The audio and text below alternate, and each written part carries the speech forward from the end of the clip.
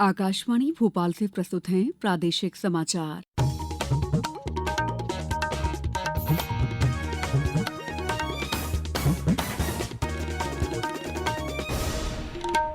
नमस्कार, समाचारों के साथ मैं दीपा सिंह।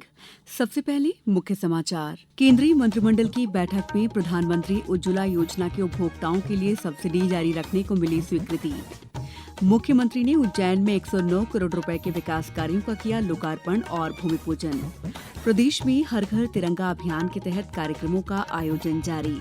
और भाई बहन के स्नेह का प्रतीक रक्षाबंधन पर्व आज देश भर में हर्षोल्लास से मनाया जा रहा है। अब समाचार विस्तार से। प्रधानमंत्री की अध्यक्षता में कल हुई केंद्रीय मंत्रिमंडल की बैठक में सरकार ने 12,000 करोड़ रुपए से अधिक की अनुमानित लागत से वर्ष 2025-26 के लिए प्रधानमंत्री उज्ज्वला योजना के उपभोक्ताओं के लिए सब्सिडी जारी रखने को स्वीकृति दे दी है। मंत्रिमंडल के निर्णयों की जानकारी देते हुए केंद्रीय मंत्री अश्विनी वैष्णव ने कहा है कि इस योजना से 10 करोड़ 33 लाख से अधिक परिवारों को लाभ हुआ है। 12,060 करोड़ रुपए का सपोर्ट पीएम उज्ज्वला बेनिफिशियरीज के लिए 2025-26 फाइनेंशियल ईयर में दिया जाएगा। अब तक अगर हम देखें टोटल उज्ज्वला योजना में 52,000 करोड़ रुपए का बेनिफिट देश में लाखों करोड़ों परिवारों को मिल चुका है। इस फैसले से करीब 10 करोड़ 33 लाख घरों में लाभ मिलेगा। इससे पीएम उज्ज्वला को आगे बढ़ाने में मदद मिलेगी। उज्जैन में कल मुख्यमंत्री डॉक्टर मोहन यादव ने कालिदास अकादमी परिसर में 109 करोड़ रुपए के विभिन्न विकास कार्यों का लोकार्पण और भूमि पूजन किया। इस अवसर पर उन्होंने कहा कि रक्षाबंधन सभी पर्वों का राजा है।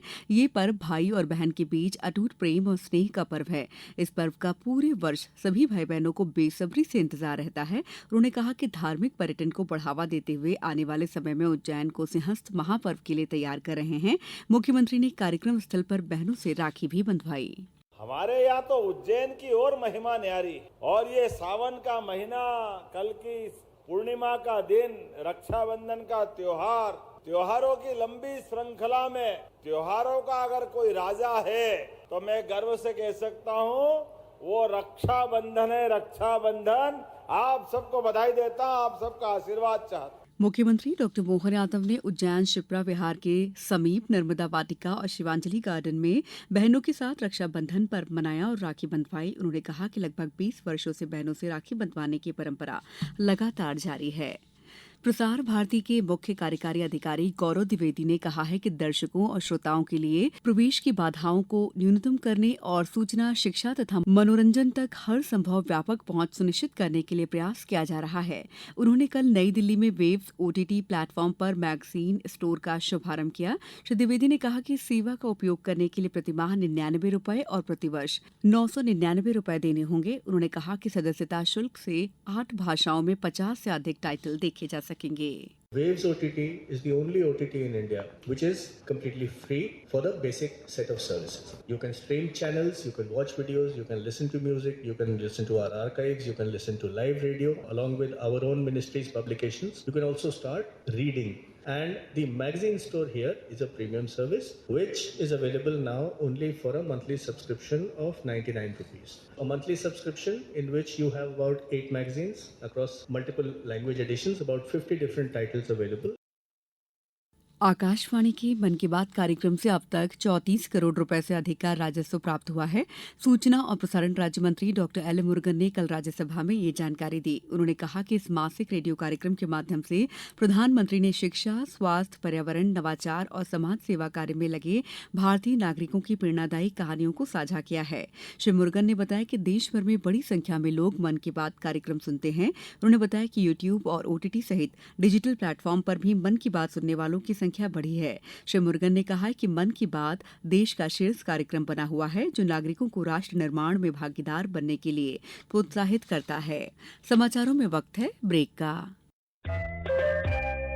ये समाचार आप आकाशवाणी मध्य प्रदेश से सुन रहे हैं। ये समाचार बुलेटिन YouTube पर Madhya Pradesh news all India radio channel पर और Facebook साथ ही X प्लेटफॉर्म पर AIR न्यूज भोपाल पर सुने जा सकते हैं। इसके अलावा आप हमारी वेबसाइट newsonair.gov.in पर अथवा न्यूज ऑन AIR ऐप पर भी समाचार सुन सकते हैं।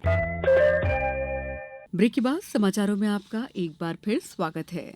मुख्यमंत्री डॉक्टर मोहन यादव ने कहा है कि प्रधानमंत्री नरेंद्र मोदी के कुशल नेतृत्व में देश अपनी स्वतंत्रता के अमृतकाल में प्रवेश कर रहा है। अमृतकाल में हर घर तिरंगा अभियान 2025 राष्ट्रीय ध्वज को हर भारतीय के घर तक पहुंचाने वाला एक राष्ट्रव्यापी आंदोलन है। मुख्यमंत्री ने प्रदेशवासियों से हर घर तिरंगा अभियान 2025 में पूरे उत्साह, गर्व और देशभक्ति की भावना के साथ बढ़ चढ़कर भाग लेने की अपील की है।